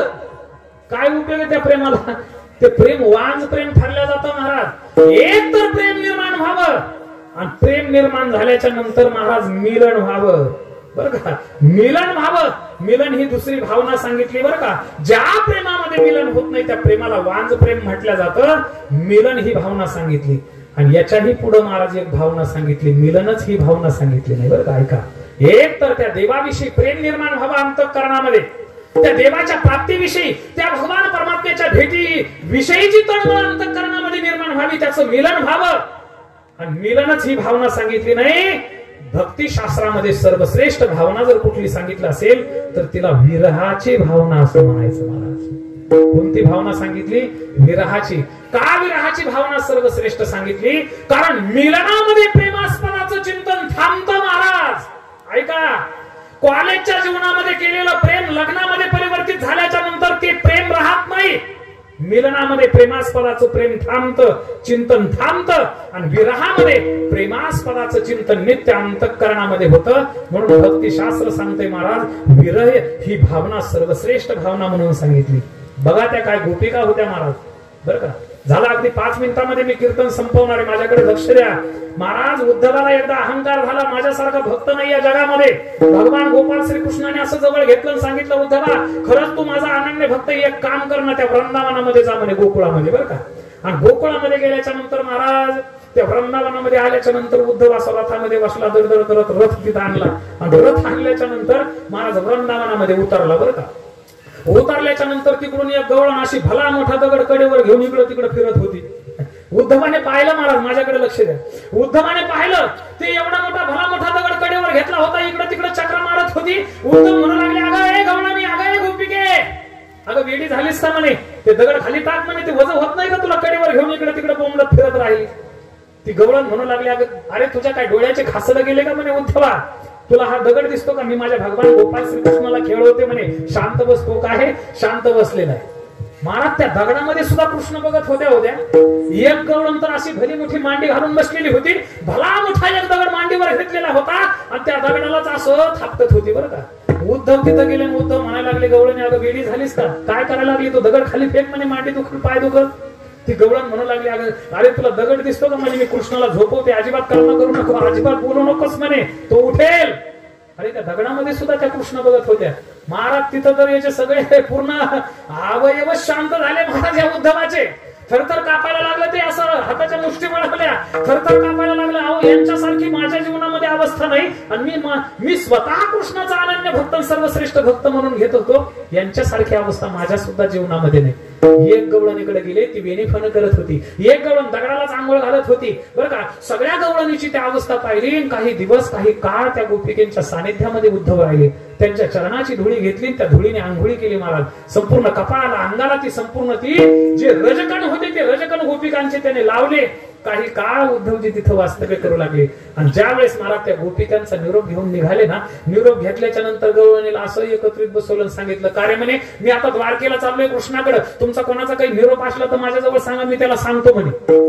त्या गवळणी म्हणू लागल्या, काय निरोप सांगायचा म्हणे, लहानपणी खड्या करत होता, आमच्या घरी येत होता, दही दूध तुपलोनी चोरत होता म्हणे, काय त्याला आठवण सांगायची म्हणे, जाय म्हणे, त्याला म्हणा एवढं आठवतंय की तू आमच्या घरी आल्याच्या नंतर मी त्याला बांधून टाकलं होतं, ती माझी आठवण सांग म्हणे, हा निरोप सांग. दुसरी गवळण म्हणायला लागली, तू आमच्या घरामध्ये आलता एकदा, त्याने माझ्या पतीच्या दाढीची माझी वेणीची गाठ बांधलेली होती, एवढी माझी फजिती केली, ही आठवण, हा माझा निरोप सांग. महाराज अनेक प्रकारच्या गवळणींना विचारलं बरं का. राधेकडे उद्धव आले. मी तुम्हाला संपूर्ण अभंगाचं सार आपल्या समोर मांडतोय महाराज, माझ्याकडे लक्ष द्या 2 मिनिट बरं का. राधेकडे आले, आणि राधेकडे आल्याच्या नंतर महाराज राधेला भगवान परमात्म्याने पाठवलेल्या या उद्धवाने त्या राधेला विचारलं महाराज, ऐका, राधेला विचारलं, सांगितलं, राधे अगं तुझा एखादा काही निरोप आहे का. राधा म्हणू लागली, काय निरोप पाठवायचा म्हणे त्याला, तो नित्य आमच्या जवळ सानिध्यामध्ये, प्रत्येक मातीच्या अणुरेणूमध्ये आम्ही त्याला पाहतो म्हणे, काय निरोप सांगायचा, काही नाही, पण एकदा त्याला म्हणावं, येऊन भेटून जा म्हणावं. राधा म्हणून गेली बरं काय का. राधा म्हटल्याबरोबर उद्धव महाराज सगळ्यांचा निरोप घेऊन निघाले. 10-5 पावलं अंतर चालत गेल्याच्या नंतर राधा धावतच पळत आली महाराज. सांगितलं, उद्धवा, ओ उद्धवा, थांबा थांबा थांबा म्हणे, माझा निरोपात बदल करायचा आहे बरं का. राधा धावत पळत गेली महाराज. धावत पळत गेल्याच्या नंतर निरोपात बदल करायचा म्हणून उद्धव थांबले. उद्धवाला सांगितलं राधेने, उद्धवा त्याला म्हणावं, जोपर्यंत या देहामध्ये प्राण आहे तोपर्यंत त्याचं काळ तोंड कधीच दाखवू नकोस म्हणावं, इकडे येऊ नको, फिरकू नकोस म्हणावं. उद्धव म्हणू लागले, राधे अगं वेडी झालीस का, असा कुठे निरोप असतो का म्हणे, हा असा कुठे निरोप असतो का, हा निरोप सांगू का म्हणे त्याला. राधा म्हणे, हो हाच निरोप सांग म्हणे, जा. महाराज उद्धव पुन्हा परत 10-5 पावलं अंतर चालत रथाकडे गेले बरं काय का. राधा धावत पळत आली आणि राधा म्हणायला लागली, उद्धवा, ओ उद्धवा, थांबा थांबा थांबा, जरा निरोपात बदल करायचा. महाराज उद्धवाच्या जवळ राधा आली आणि राधा म्हणायला लागली, खरंच त्याची खूप आठवण येते, त्याला म्हणावं या देहामध्ये जोपर्यंत प्राण आहेत एकदा का होत नाही येऊन भेटून जा म्हणावं, त्याचं स्वरूप पाहण्याची इच्छा आहे. महाराज उद्धवालाही आनंद वाटला, तो निरोप घेऊन निघाला. नेमका रथाच्या जवळ आला, ऐका बघा. आणि रथाच्या जवळ आल्याबरोबर उद्धवाने त्या रथाच्या पायरीवर पाय टाकला आणि पाय टाकल्याबरोबर पुन्हा परत आरडत ओरडत राधा आली. राधा म्हणायला लागली, उद्धवा, ओ उद्धवा, थांबा थांबा थांबा, जरा निरोपात बदल करायचा आहे म्हणे. उद्धव म्हणू लागले, राधे अगं काय तुला वेळ लागलं का, एक तर त्याला इकडे पाठवून देऊ का, याला इकडे येऊ नको म्हणून सांगू, काहीतरी सांग ना. सगळं कीर्तन निरोपात घालवती का काय, 2 मिनिट राहिलेत आता फक्त कीर्तनामध्ये, हा एक काहीतरी सांग ना. त्याला पाठवून देऊ का, त्याला इकडे कधीच येऊ नको असं मी म्हणू, काहीतरी एक निरोप सांग ना. महाराज राधा तिथं गेली आणि तिथं गेल्याच्या नंतर सांगितलं, माझा 100% आता खात्रीशीर खऱ्या अर्थाने निरोप आहे म्हणे. उद्धवा त्याला म्हणावं, इकडे कधी येऊ नकोस आणि कधी इकडे तोंडही दाखवू नकोस. उद्धवाने प्रश्न विचारला, का अगं म्हणे राधे, अगं त्याच्या सगुण मूर्तिमंत स्वरूपाची झलक पाहण्याकरता ही सगळी मंडळी काय करतात, शास्त्राचे भांडण तपतीर्थाटन,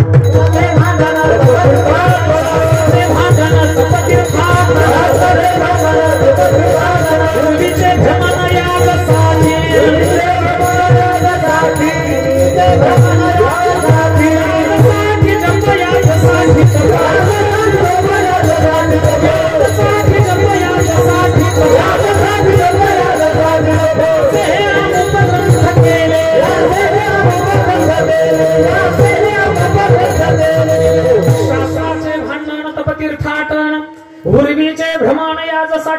याजसाठी जप याजसाठी तप व्यासे हे अमोघ ग्रंथ केले. अरे तुका म्हणे काय तरीच तरावे तुका म्हणे.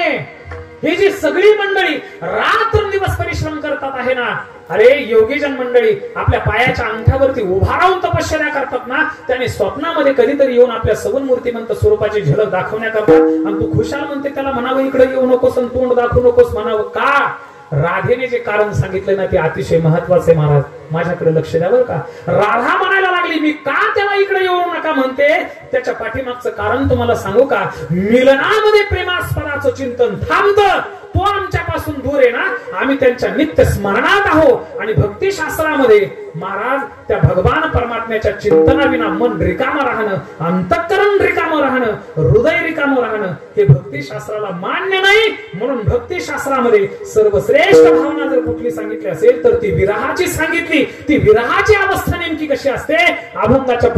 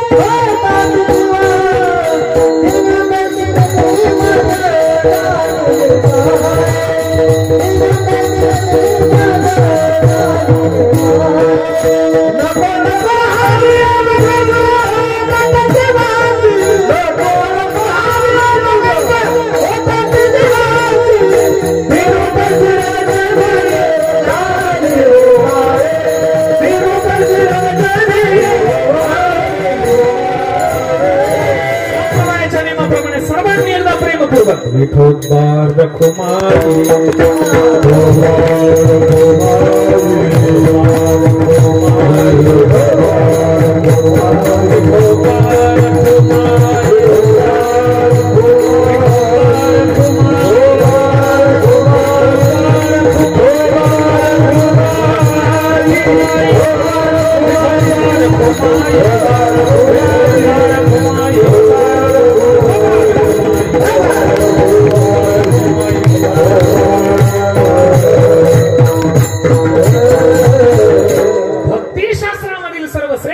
अभंगाच्या माध्यमातून माऊली ज्ञानोबारायांनी मांडले. महाराज पडिले दूरदेशी मज आठवे मानसी, नको नको हा वियोग कष्ट होता ती जीवासी. ही विरहाची भावना आहे, ही विरहाची अवस्था आहे. आणि एकदा विरह घडून जर आला, प्रेमास्पदाच्या ठिकाणी प्रेम उत्पन्न झाल्याच्या नंतर तो प्रेमास्पद आपल्या ठिकाणाहून जर दूर निघून गेला तर त्याची नित्य आठवण होते. महाराज अहो दिवस कसा तरी कटतो पण रात्र कटता कटत नाही बर का. दीन तैसी रजनी झाली व माय आणि अवस्था लागून गेला अजूनही का नाही. आणि मग ती जर अवस्था आपल्या ठिकाणी निर्माण झाली ना, आपण कोणाला बोलवतो कोणाला नाही हे काहीच कळत नाही. अहो पांडुरंगाला बोलायच्या ऐवजी त्याच्या वाहनालाच माऊली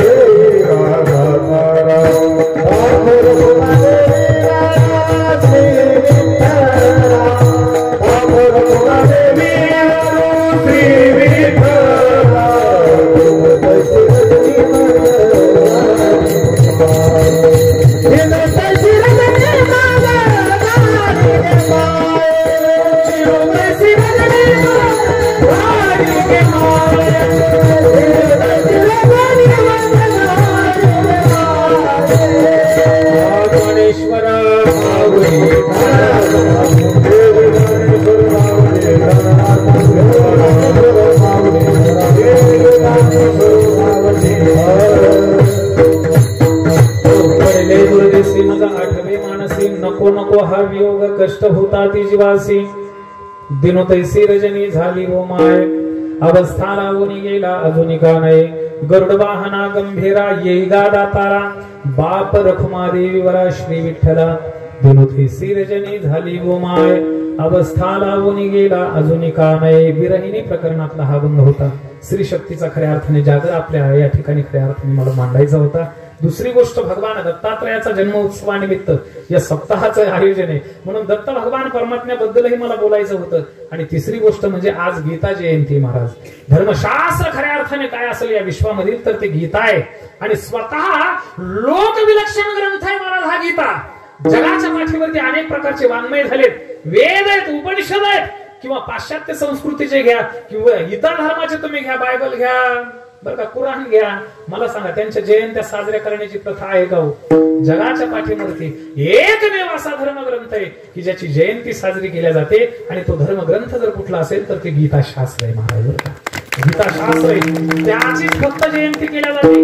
गीता हे फक्त पुस्तक नाही महाराज, ऐका, ते तुमचं आमचं मस्तक आहे.